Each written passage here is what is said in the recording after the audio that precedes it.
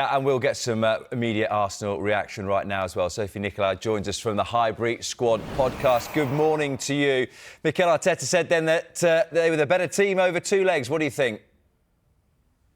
I think he's doing a great job of deflecting losing the semi-final to, I think, a superior team. Sometimes it's okay to admit that the other team was a lot better than you. I think that over the two legs, you know, in a one-off game, in a final, the less talented team can win, and we've seen that.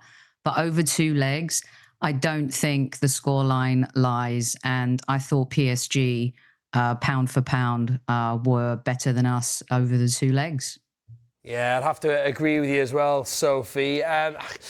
Is Arsenal's 5-year trophy drought a worry for you, or are they still going in the right direction? You knew these questions were coming today. I mean, why is it that they just haven't been able to win anything in that time?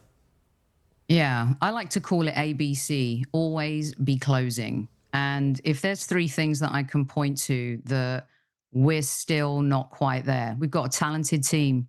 Look what we did to Real Madrid. But consistency, great teams have consistency, and we've not been able to nail that. We've kind of become consistency killers in some way.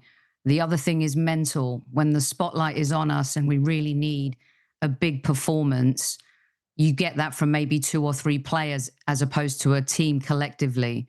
You know, PSG have incredibly talented, world-class individuals, and they were able to execute over two legs. And, you know, I think sometimes our players shrink in the spotlight, and, you know, that is a huge part of football, and that's a huge part of winning tournaments like this. And maybe Mikel also needs to look in the mirror just a little bit. I think he's done a phenomenal job, but in-game management too.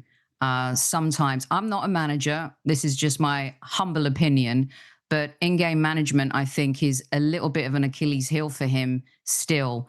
And he needs to mature and evolve as much as the players need to mature and evolve too when the spotlight is on them. And we're talking about having a huge mentality in big moments. When you talk there about maturing and evolving, I think sometimes you can too easily in football be black and white. So maybe not that this season has been a failure for Arsenal, but do you see progress, or have you stagnated and stood still this season? Well, we've been through the process, and I think over the last two seasons, we've gone from process to progress. Now, as Arsenal Football Club and the stature that we have in the game, we need success. And the journey has been wonderful, and Mikel talks a lot about that, but we also need to reach our final destination. I think the players, you know, played their hearts out yesterday as best they could. They just lost to a better team. I also think, though, you can ask questions in terms of the in-game management and talk about you need goals, and you bring on Benjamin White and Calafiori, and especially Calafiori, who just hasn't played in a really long time.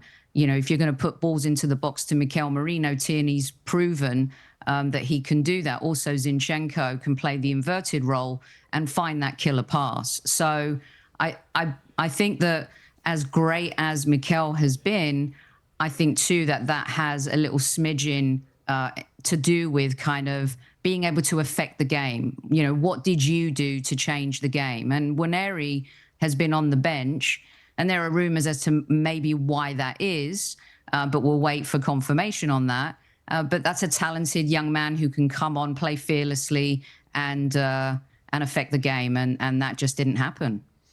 Sophie, I imagine we're going to put you at the table alongside the Arsenal hierarchy, Mikel Arteta. What are you going to suggest to them that they need to do in the summer to try and end this wait for a trophy?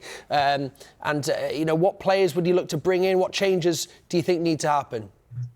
Well, I think the world can see that Arsenal need a striker. And sometimes you kind of look and say, well, you scored 5 goals against Real Madrid, but it goes back to that consistency thing, right? Everybody in football knows that we need a striker. Mikel likes to play a certain way as well, but it's the difference between winning big games and losing big games. And that should be the #1 on the shopping list. I would even argue that we could utilize 2 strikers. You're going to need midfielders. Jorginho might be leaving. Is Thomas Partey going to stay? There's rumours about Zubimendi coming in. You're going to need backup in the centre-back position as well. We need a goalkeeper. The owners need to back the manager. If they believe in him, they need to give him every tool and resource that he needs in order to bring that elusive Premier League back to Arsenal, or win that elusive Champions League that we're so desperate for. Our European pedigree is poor. However, a quarter-final last season, a semi-final this season, you know, we're making progress in that area, but sports is about winning. And I know that Mikel, and you can see him after that, he's upset. He desperately wants to win. The players desperately want to win. And more importantly, the fans want it, and the fans deserve it. That is interesting. When you talk there about the owners backing Mikel Arteta, what about the fan base? And there's been a lot of talk, even in this conversation, about progress and improvement. When does that point come, do you think, where the scales from the supporters start to tip and say, yeah, there's a lot of good things, but we still haven't lifted a trophy for 5 years? Well, I think that has tipped the scale already for some fans. And I understand some fans waking up this morning and feeling disgruntled and upset. They have every right to be if that's how they feel. And I'd like to see what Mikel Arteta and Andrea Berta, our new director of football, can do together, what Andrea Berta brings to the table. Also, kind of what that power is going to look like. Andrea Berta and Diego Simeone had a good relationship, but at the same time too, we've had guests on our show who are experts in Spanish football talk about how they're both very strong characters. Mikel's a strong character. He's been given a lot of power at the club, and he's done a phenomenal job completely evolving the culture and taking us to this level. Now, can you cross the line, and can you be a closer? And I think that's a big question mark for a lot of fans. And let's hope that that's the case. But he gets next season. Sophie, good to speak to you as ever. Thank you very much indeed. Thanks, guys.